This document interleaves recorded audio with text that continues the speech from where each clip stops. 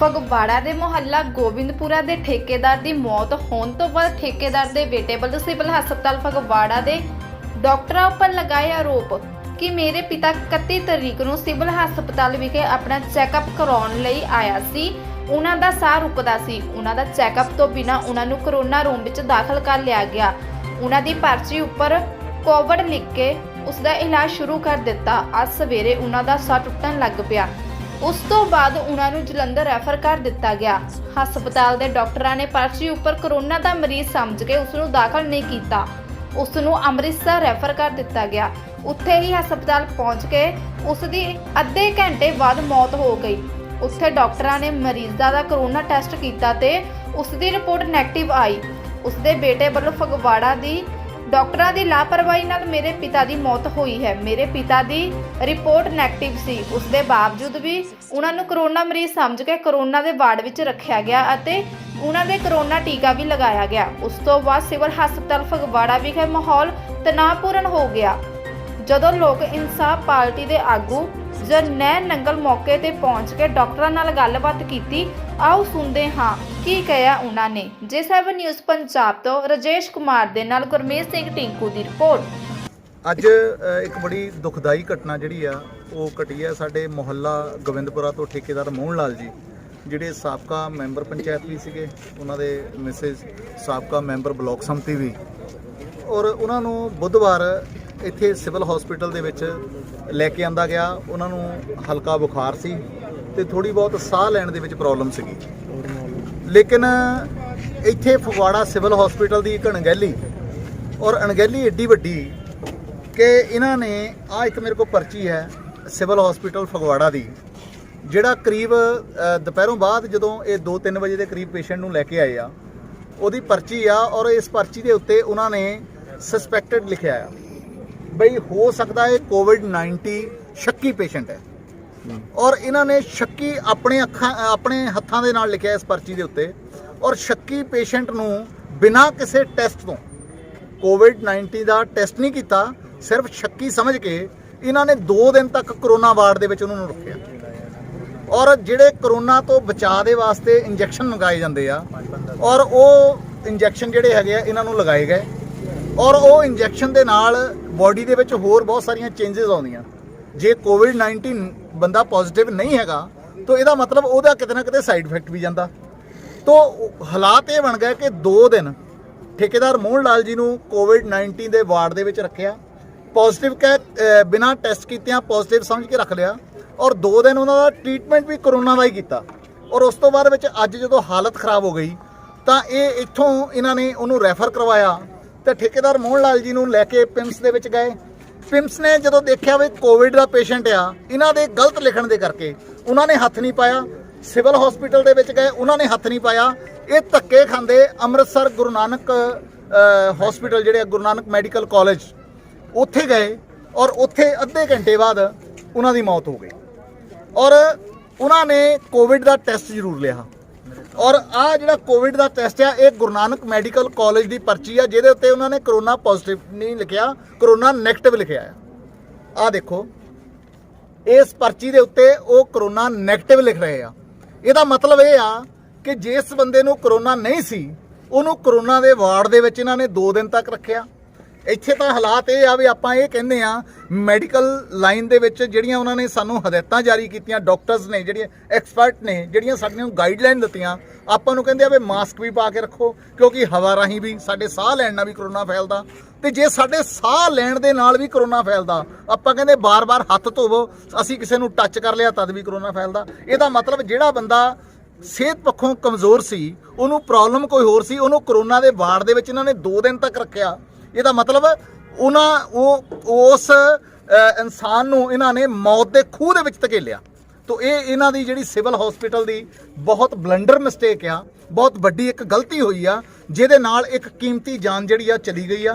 ਔਰ ਅਸੀਂ ਸਵੇਰੇ ਅੱਜ ਤਾਂ ਹੁਣ ਟਾਈਮ ਨਿਕਲ ਗਿਆ, ਅੱਜ ਟਾਈਮ ਨਿਕਲਣ ਦੇ ਕਰਕੇ ਅਸੀਂ ਅੱਜ ਕੋਈ ਇਦਾਂ ਨੇ ਅਸੀਂ ਸਵੇਰੇ ਇਸ ਪੂਰੇ ਮਾਮਲੇ ਦੀ ਜਿਹੜੀ ਪੂਰੀ ਪ੍ਰੋਪਰ ਜਿਹੜੀ ਆ ਉਹ ਕਾਰਵਾਈ ਦੀ ਮੰਗ ਕਰਾਂਗੇ, ਕਿਉਂਕਿ ਅਸੀਂ ਜਾਂਚ ਦੀ ਮੰਗ ਨਹੀਂ ਕਰਾਂਗੇ, ਕਿਉਂਕਿ ਇਹ ਜਾਂਚ ਦੇ ਨਾਮ ਦੇ ਉੱਤੇ ਠੰਡੇ ਵਾਸਤੇ ਦੇ ਵਿੱਚ ਪਾਉਣ ਵਾਲਾ ਕੰਮ ਜਿਹੜਾ ਆ ਉਹ ਸਾਨੂੰ ਮਨਜ਼ੂਰ ਨਹੀਂ ਹੋਏਗਾ। ਕਿਉਂਕਿ ਜਾਂਚ ਦੇ ਲਈ ਕੀ ਕਰਨਾ ਜਾਂਚ ਦੇ ਲਈ ਆ ਦੋ ਚੀਜ਼ਾਂ ਕਾਫੀ ਆ ਜਾਂਚ ਹੀ ਆ। ਇੱਕ ਇਹਨਾਂ ਦੀ ਪਰਚੀ ਜਿਹਦੇ ਉੱਤੇ ਇਹ ਕਹਿ ਰਹੇ ਆ ਵੀ ਸ਼ਾਇਦ ਇਸ ਬੰਦੇ ਨੂੰ ਕਰੋਨਾ, ਔਰ ਇਹ ਵੀ ਇਹਨਾਂ ਨੇ ਸ਼ੱਕੀ ਲਿਖਿਆ, ਔਰ ਸ਼ੱਕੀ ਲਿਖਣ ਤੋਂ ਬਾਅਦ ਕਰੋਨਾ ਦੇ ਵਾਰਡ 'ਚ ਉਹਨੂੰ ਕਿੱਦਾਂ ਭੇਜ ਦਿੱਤਾ। ਔਰ ਉਸ ਤੋਂ ਅਗਲੀ ਪਰਚੀ ਜਿਹਦੇ ਵਿੱਚ ਕੋਵਿਡ-19 ਨੈਗੇਟਿਵ ਹੈ, ਔਰ ਇਹ ਗੁਰੂ ਨਾਨਕ ਮੈਡੀਕਲ ਕਾਲਜ ਦੀ ਪਰਚੀ ਹੈ ਅੰਮ੍ਰਿਤਸਰ ਦੀ। ਤੋ ਇਹਦਾ ਮਤਲਬ ਇਹ ਜਾਂਚ ਜਿਹੜੀ ਆ ਹੋ ਚੁੱਕੀ ਆ ਕਿ ਇਹਨਾਂ ਨੇ ਇੱਕ ਇਨਸਾਨ ਦੀ ਜਾਨ ਜਿਹੜੀ ਆ ਉਹ ਡਾਕਟਰਾਂ ਦੀ ਅਣਗਹਿਲੀ ਗਲਤੀ ਦੇ ਨਾਲ, ਇਹ ਡਾਕਟਰਾਂ ਦੀ ਗਲਤੀ ਦੇ ਨਾਲ ਇੱਕ ਇਨਸਾਨ ਦੀ ਜਾਨ ਗਈ ਆ। ਤੋ ਅਸੀਂ ਇਸ ਪੂਰੇ ਘਟਨਾਕ੍ਰਮ ਦੇ ਵਿੱਚ ਦੋਸ਼ੀ ਜਿਹੜਾ ਡਾਕਟਰ ਹੈਗਾ ਕੋਈ ਵੀ ਹੋਵੇ, ਉਸ ਵੇਲੇ ਜਿਹੜਾ ਡਿਊਟੀ ਤੇ ਸੀ, ਜਿਹਨੇ ਉਹਨੂੰ ਕਰੋਨਾ ਦੇ ਵਾਰਡ ਦੇ ਵਿੱਚ ਭੇਜਿਆ, ਜਾਂ ਉਹਦੇ ਉੱਪਰ ਹੈੱਡ, ਜਾਂ ਉਹਦੇ ਨਾਲ ਉਹਦੇ ਕੁਲੀਗ ਜਿਹੜੇ ਵੀ ਸੀਗੇ, ਜਿਹੜੇ ਕੋਈ ਉਹਨੂੰ ਚੈੱਕ ਕਰਨ ਗਿਆ ਜਾਂ ਕੁਝ ਵੀ, ਇਹਨਾਂ ਸਾਰਿਆਂ ਦੀ ਇਸ ਗੱਲ ਦੀ ਜਾਂਚ ਹੋਣੀ ਚਾਹੀਦੀ ਆ ਵੀ ਇਹਦੇ ਵਿੱਚ ਇਨਵੋਲਵ ਕਿੰਨੇ ਆ। ਇਸ ਸਾਰੀ ਪੂਰੀ ਟੀਮ ਜਿਹੜੀ ਆ ਉਹਦੇ ਖਿਲਾਫ ਅਸੀਂ ਕਾਰਵਾਈ ਦੀ ਮੰਗ ਕਰ ਰਹੇ ਹਾਂ, ਔਰ ਸਵੇਰੇ ਜਿਹੜਾ ਹੈਗਾ ਉਹ ਕਾਰਵਾਈ ਲਈ ਅਸੀਂ ਆਹ ਸਾਰੇ ਪ੍ਰੂਫ ਨਾਲ ਲਗਾ ਕੇ ਲਿਖਤੀ ਵੀ ਦੇਵਾਂਗੇ, ਕਿਉਂਕਿ ਹੁਣ ਟਾਈਮ ਸ਼ਾਮ ਦਾ ਹੈਗਾ। ਔਰ ਉਸ ਤੋਂ ਬਾਅਦ ਵਿੱਚ ਅਗਰ ਇਹਨਾਂ ਨੇ ਇਸੇ ਤਰੀਕੇ ਦੇ ਨਾਲ ਕੋਈ ਢਿੱਲ ਮੱਠ ਰੱਖੀ ਤਾਂ ਅਸੀਂ ਹੋਰ ਕੋਈ ਕੀਮਤੀ ਜਾਨ ਦਾ ਨੁਕਸਾਨ ਨਾ ਹੋਵੇ, ਕਿਉਂਕਿ ਫਗਵਾੜੇ ਦੇ ਵਿੱਚ ਇਹ ਸਿਵਲ ਹਸਪੀਟਲ ਹੈ ਇੱਕ ਜਿੱਥੇ ਲੋਕ ਆਸ ਦੇ ਨਾਲ ਆਉਂਦੇ ਆ, ਔਰ ਇਹੀ ਸਿਵਲ ਹਸਪੀਟਲ ਆ ਜਿੱਥੇ ਕੋਵਿਡ-19 ਦੇ ਪੇਸ਼ੈਂਟ ਨੂੰ ਦੇਖਿਆ ਜਾਂਦਾ। ਤੇ ਜੇ ਇੱਥੇ ਆ ਕੇ ਇਹ ਕੰਮ ਹੋ ਰਿਹਾ ਤਾਂ ਅਸੀਂ ਆਉਣ ਵਾਲੇ ਸਮੇਂ 'ਚ ਕਿਸੇ ਹੋਰ ਨਾਲ ਇਦਾਂ ਦਾ ਕੋਈ ਵਾਕਿਆ ਨਾ ਹੋਵੇ, ਕੋਈ ਘਟਨਾ ਨਾ ਘਟੇ, ਇਹਨੂੰ ਰੋਕਣ ਦੇ ਵਾਸਤੇ ਇਹਨਾਂ ਡਾਕਟਰਸ ਦੇ ਉੱਤੇ ਕਾਰਵਾਈ ਬਣਦੀ ਹੈ ਔਰ ਬਹੁਤ ਜ਼ਰੂਰੀ ਹੈ। ਇਹਦੀ ਅਸੀਂ ਜਿਹੜੀ ਡਿਮਾਂਡ ਆ ਉਹ ਕਰ ਰਹੇ ਹਾਂ। नाम दिलीप कुमार है। क्या मामला है? आप बोल रहे हैं आपके पिताजी थे जिनकी डेथ हो गई है? हाँ जी, क्या नाम था उनका? मेरे पिताजी का नाम मोहन लाल जी, सन ऑफ जिया लाल। हाँ। दो दिन पहले कोविड के चलते यहाँ दाखिल थे। कौन से अस्पताल में? नशा छुड़ाऊ जो बना पिछला, वहाँ कोविड सेंटर बना है। कौन से शहर में? Phagwara civil hospital Phagwara covid हाँ। सेंटर है। तो वहाँ पे उन्होंने ना मतलब पापा को देख के कहा कि इनको कोविड है। हाँ। कोविड के चलते इनको रख लिया गया। हाँ। और ना कि कोई सैंपलिंग हुई। हाँ।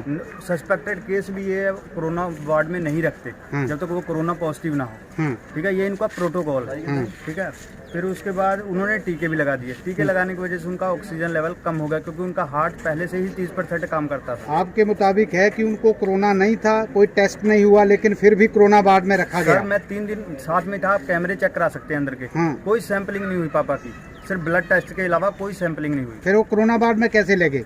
वो वैसे ही सस्पेक्टेड डाल के वैसे ही कोरोना वार्ड में डाल दिया। ठीक है। कहते हैं कि इनको कोरोना होगा। ठीक है, उसके बाद जब मैं आज सुबह ऑक्सीजन कम होने लगी तो मैं लेके भागा वहाँ पे अम्बरसर। तो पहले हम गए पिम्स हॉस्पिटल। पिम्स हॉस्पिटल वाले उन्होंने कहते हैं 3rd स्टेज है ये कोरोना की, हम नहीं रख सकते। वो कहते हैं जलंधर सिविल हॉस्पिटल में ले जाओ, वो रख लेंगे, वो नहीं रेफर करेंगे। हम वहाँ लेके गए, वो भी कहते हैं हम नहीं रख सकते, बहुत बुरी कंडीशन है। फिर हम अम्बरसर लेके भागे। अम्बरसर पहुँचते पहुँचते मतलब उनकी बस हो चुकी थी, आधे घंटे बाद उनकी डेथ हो गई। ये उनका सर्टिफिकेट है। अमृतसर कौन से अस्पताल गए आप? हाँ जी, अमृतसर कौन सा अस्पताल है? गुरु नानक मेडिकल कॉलेज है। तो वहाँ पे ये मतलब उन्होंने डेथ सर्टिफिकेट बना के दिया, ये उनकी स्टैंप लगी हुई है। उन्होंने टेस्ट किया वहाँ? उन्होंने मेरे सामने टेस्ट किया और फिर? तो वो उन्होंने नेगेटिव की रिपोर्ट बना के दी है। ठीक है, अब आप चाहते क्या है, क्या मांग करते हैं? सर मैं इनके चाहता हूँ कि किसकी इनकी गलती धांधली कहते हैं? दूर हो, और लोग ये जो कोरोना का धांधली चल रही है वो और लोग बच सके। ठीक है, जान बचे। आज मेरे आपके फादर मुताबिक साहब गए फगवाड़ा के डॉक्टरों का लापरवाही का आरोप लगा रहे हैं आप? डॉक्टर डीपी सिंह पे आरोप लगा रहा हूँ, क्योंकि उनके चलते मेरे फादर साहब की डेथ हुई है।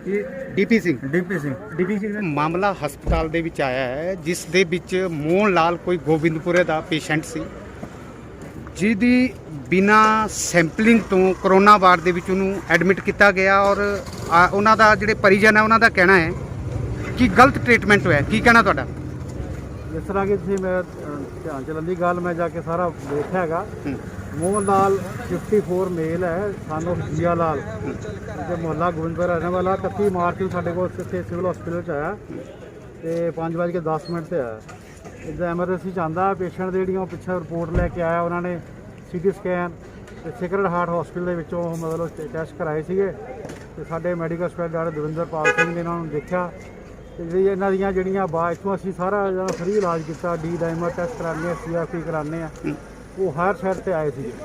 ਡੀ ਡਾਇਮਰ ਦੀ ਵੈਲਿਊ ਜਿਹੜੀ ਆ ਸੀ ਉਹਦੇ ਕਰਕੇ ਸਸਪੈਕਟਡ ਇਮੀਡੀਏਟਲੀ ਅਸੀਂ ਇਹਦਾ ਟ੍ਰੀਟਮੈਂਟ ਸ਼ੁਰੂ ਕਰ ਦਿੱਤਾ। ਉਹਦਾ ਮਤਲਬ ਕਿ ਅਸੀਂ ਰੈਪਿਡ ਟੈਸਟ ਦੇ ਨਾਲ RT-PCR ਟੈਸਟ ਕਰਾਈਦੇ ਆ ਤੇ ਜਿਹੜਾ ਕਿ ਇਹ ਇਲਾਜ ਸ਼ੁਰੂ ਹੋ ਗਿਆ ਮਰੀਜ਼ ਦਾ। ਤੇ ਉਹ ਇਲਾਜ ਚੱਲਦਾ ਰਿਹਾ। ਜਿੱਦਾਂ ਕਿ ਜਦੋਂ ਇਹਦੀ ਸੈਚੂਰੇਸ਼ਨ ਇਹ ਸਾਡਾ ਲੈਵਲ 2 ਹੈ, ਉਹ ਵਿਦ ਆਕਸੀਜਨ 15 ਲੀਟਰ ਤੋਂ ਜਦੋਂ ਦੇਣ ਦੇ ਬਾਵਜੂਦ ਵੀ ਜਿਹੜੀ ਨਹੀਂ ਕੰਟਰੋਲ ਆਉਂਦੀ, ਤਦ ਉਹਨਾਂ ਨੇ ਅੱਜ ਰੈਫਰ ਕੀਤਾ ਹੈਗਾ।